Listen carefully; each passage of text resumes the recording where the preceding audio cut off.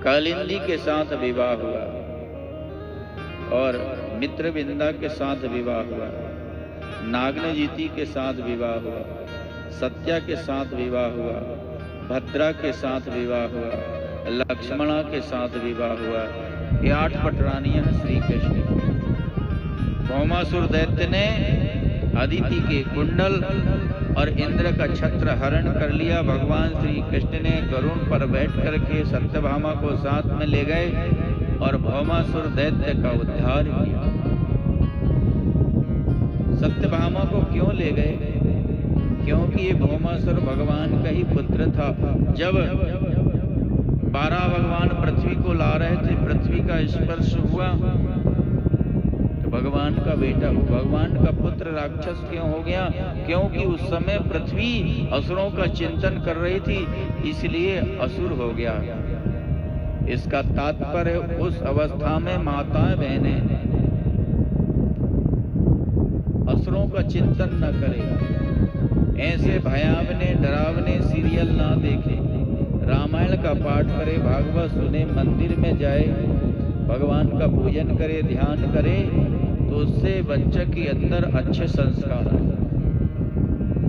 माता जैसा खाएगी, जैसा वाणी बोलेगी, जैसा व्यवहार करेगी, जैसा कर्म करेगी, उस अवस्था में गर्भावस्था में वैसे ही के वैसे जो संस्कार है वो बालक के अंदर पड़ता है। उस भौमासुर दैत्य ने 16,100 कन्याओं को बंदी बना रखा था एक साथ विवाह के लिए, और उसको मार करके भगवान श्री कृष्ण ने 16,100 कन्याओं के साथ विवाह। ये वेद की ऋचाएं हैं। जब भगवान शयन करते हैं, वेद की ऋचाएं मोहित हो जाती हैं और भगवान उनको वचन देते हैं, वही रानियां बनती।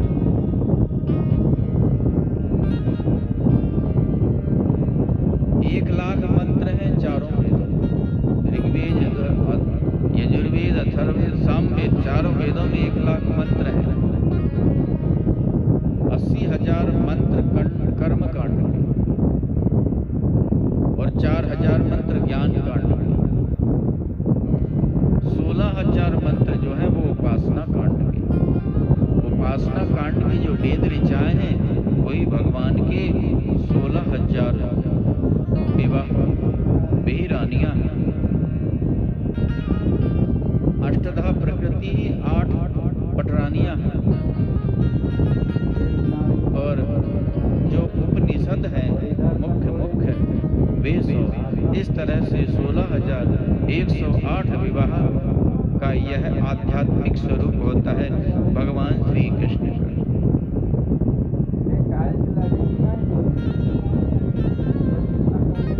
एक बार रुक्मिणी ने अपने हाथ में पंखा लिया, गर्मी में हवा कर रही थी, द्वारकाधीश को भगवान को मजाक सूझी। भगवान ने कहा, रुक्मिणी, बड़े बड़े राजा लोग तुमको चाहते थे, पर सबका त्यागन करके मुझ ग्वाले का वर्ण कर लिया। तुम्हारी इच्छा हो तो अभी भी जा सकती हो। अब तो रुक्मिणी को भगवान का वियोग हो गया, शायद द्वारकाधीश ने मेरा त्यागन तो नहीं कर दिया, त्यागन तो नहीं कर दिया। इतना वियोग एक क्षण मात्र की वियोग में सूख गई और हाथ का बाजूबंद कलाई में आ गया, धड़ाम से व्याकुल होकर गिर गई। भगवान ने संभाला, 2 हाथों से उठाया, 2 हाथों से अलकावली, एक हाथ से छींटे दिए पानी के, मूर्छा दूर हो गई। रुक्मिणी में तो मजाक कर रहा था, एक घर गृहस्थी का समय, बहुत उलझने हैं इसमें, दुखदाई है। इसीलिए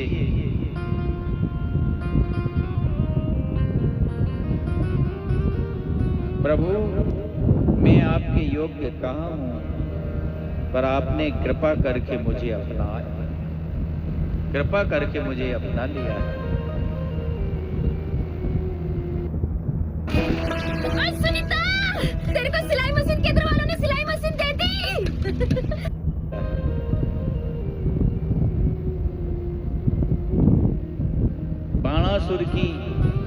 बेटी थी उषा, उसने सपने में अनिरुद्ध को देख लिया, प्रद्युम्न के पुत्र अनिरुद्ध को देख लिया और जग करके हाकांत करके पुकारने लगी।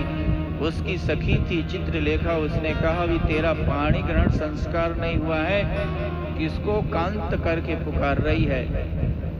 सपने में एक पुरुष ने मेरा चित्त हरण करके ले गया, उसके बिना मैं जीवित नहीं रह सकती।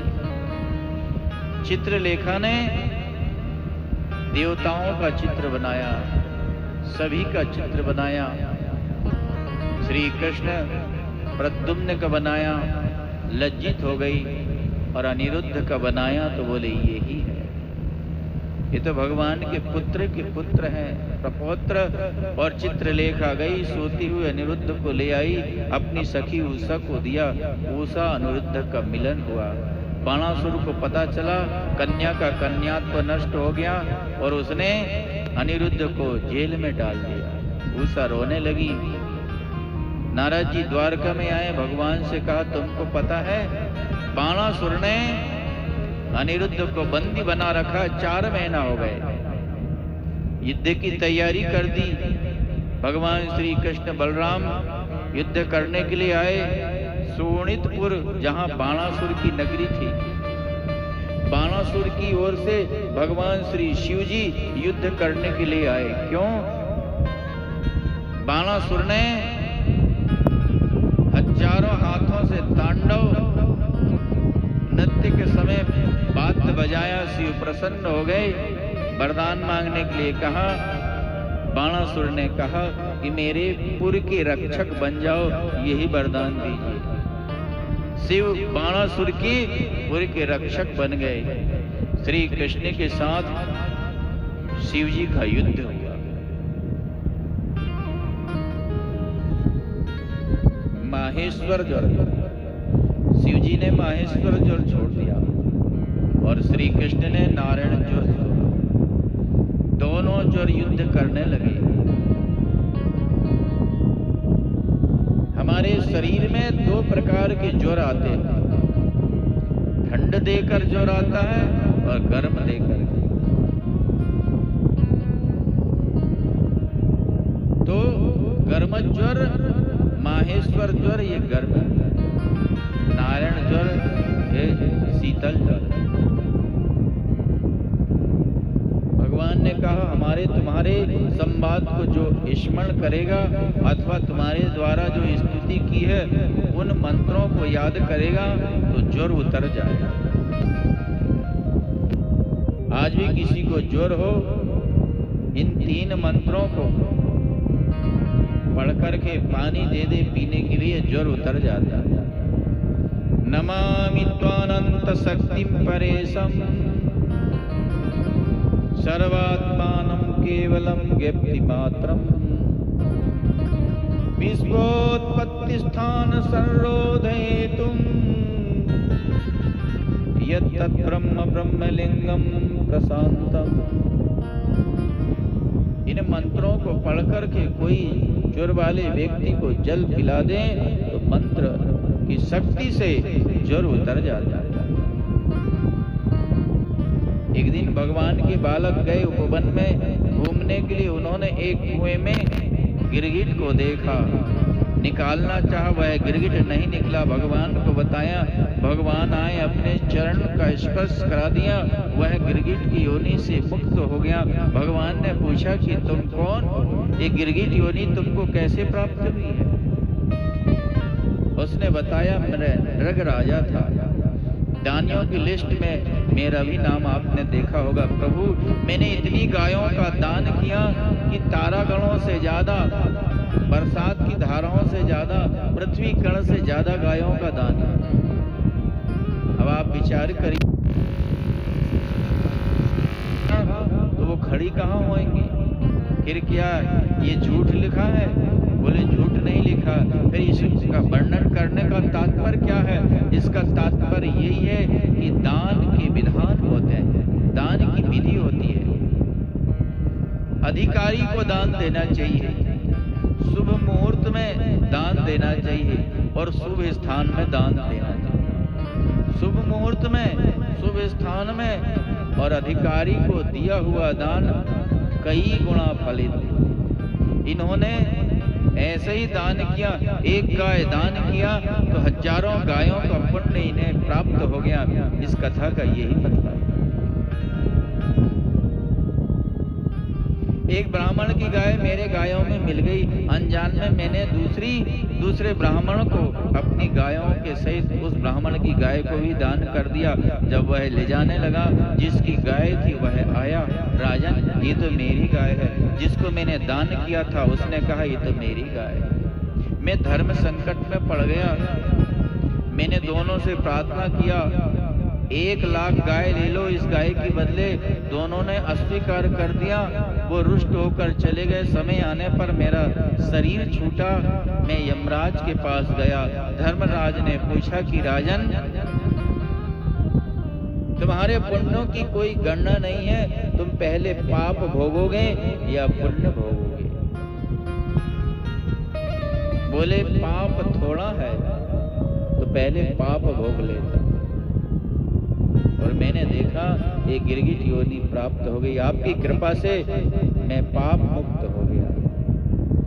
भगवान अपनी द्वारका नगरी में आए और कहा कि प्रजाजनों, मेरे पुत्रों, ध्यान देकर सुनो, अपने राजकोष में ब्राह्मण का धन नहीं आना चाहिए। ब्राह्मण कोई गलती भी कर दे तो उसे मारो मत, तकलीफ मत दो। ब्राह्मण तीनों वर्णों के द्वारा पूजित होता है। ब्राह्मण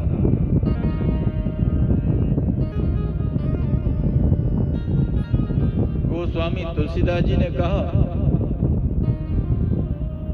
support ताड़त परुष कहंता, support ताड़त परुष कहंता, support ताड़त परुष कहंता, support ताड़त परुष कहंता।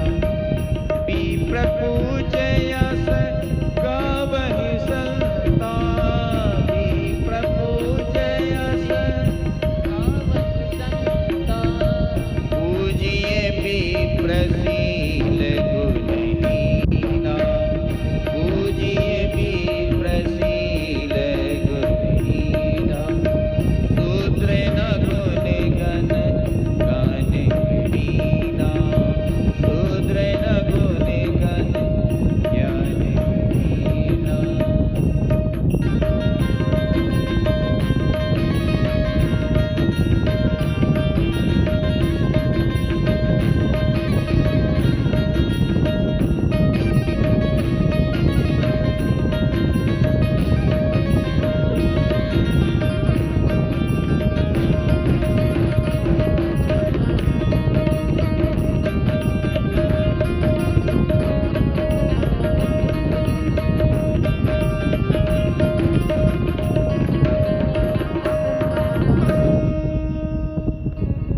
Balram ji ने कृष्ण से कहा, कन्हैया तो ब्रज की याद नहीं आती, याद आती है पर वहां जाऊंगा मैं, वापस लौटने नहीं देंगे ब्रजवासी, वहां से नहीं आने देंगे, हमको भी बहुत कार्य करना है। ठीक है, तू नहीं जाएगा तो क्या मैं नहीं जाऊंगा।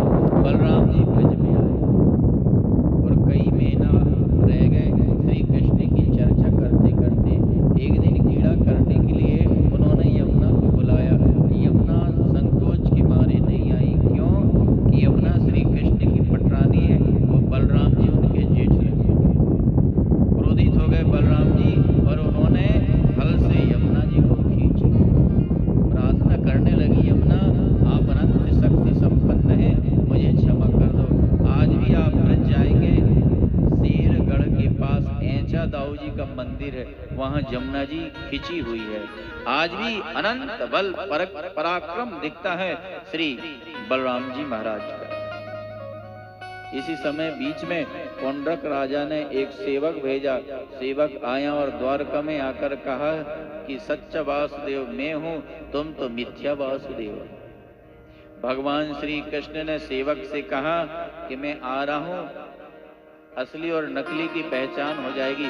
भगवान श्री कृष्ण गरुड़ पर बैठ करके और काशी पहुंचे और पुंडरक राजा के साथ युद्ध किया। उसने 2 हाथ तो थे ही, 2 हाथ लकड़ी के बना लिया था और उसमें शंख चक्र गदा पद्म धारण कर लिया था।